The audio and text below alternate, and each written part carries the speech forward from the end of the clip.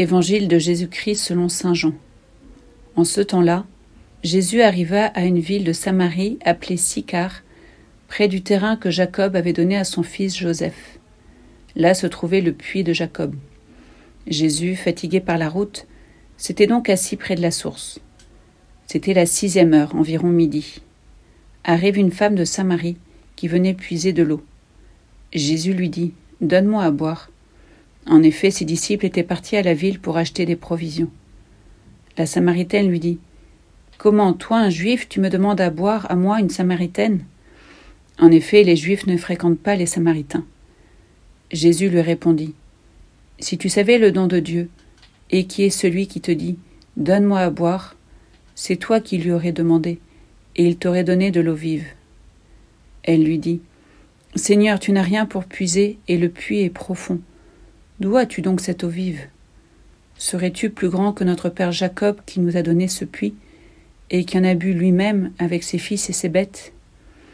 Jésus lui répondit « Quiconque boit de cette eau aura de nouveau soif, mais celui qui boira de l'eau que moi je lui donnerai n'aura plus jamais soif. Et l'eau que je lui donnerai deviendra en lui une source d'eau jaillissant pour la vie éternelle. » La femme lui dit « Seigneur, donne-moi de cette eau, que je n'ai plus soif, et que je n'ai plus à venir ici pour puiser. » Jésus lui dit « Va, appelle ton mari, et reviens. » La femme répliqua « Je n'ai pas de mari. » Jésus reprit « Tu as raison de dire que tu n'as pas de mari. Des maris, tu en as eu 5, et celui que tu as maintenant n'est pas ton mari. Là, tu dis vrai. » La femme lui dit « Seigneur, je vois que tu es un prophète. Eh bien, nos pères ont adoré sur la montagne qui est là, et vous, les Juifs, vous dites que le lieu où il faut adorer est à Jérusalem. » Jésus lui dit « Femme, crois-moi, l'heure vient où vous n'irez plus ni sur cette montagne, ni à Jérusalem pour adorer le Père. Vous, vous adorez ce que vous ne connaissez pas. Nous adorons ce que nous connaissons, car le salut vient des Juifs.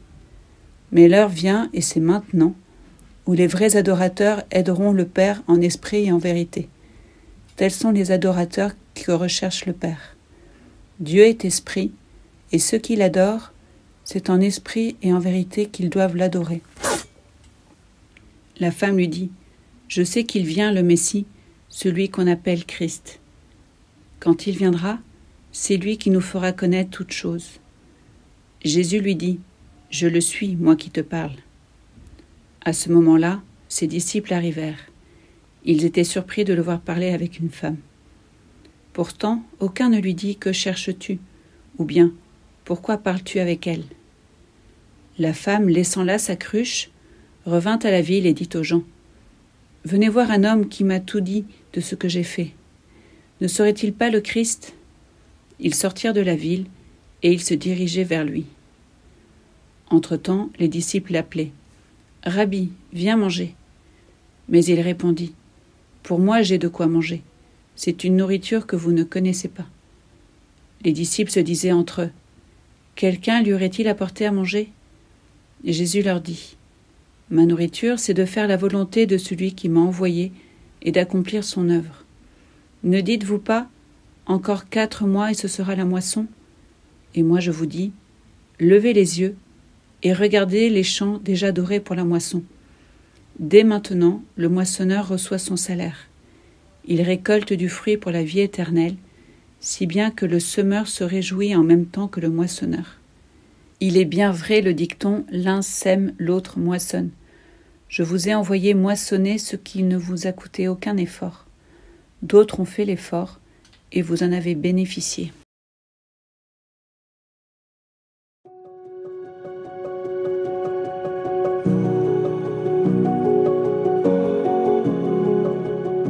En ce 3e dimanche du Carême, nous entendons le premier évangile des scrutins, les 3 dimanches qui accompagnent les dernières étapes des catéchumènes qui seront baptisés à Pâques.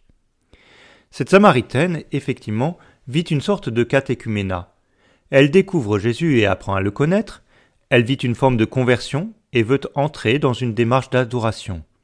Elle va annoncer Jésus et entraîne ses compatriotes à se tourner vers lui. Ce qui caractérise cette femme, c'est sa soif.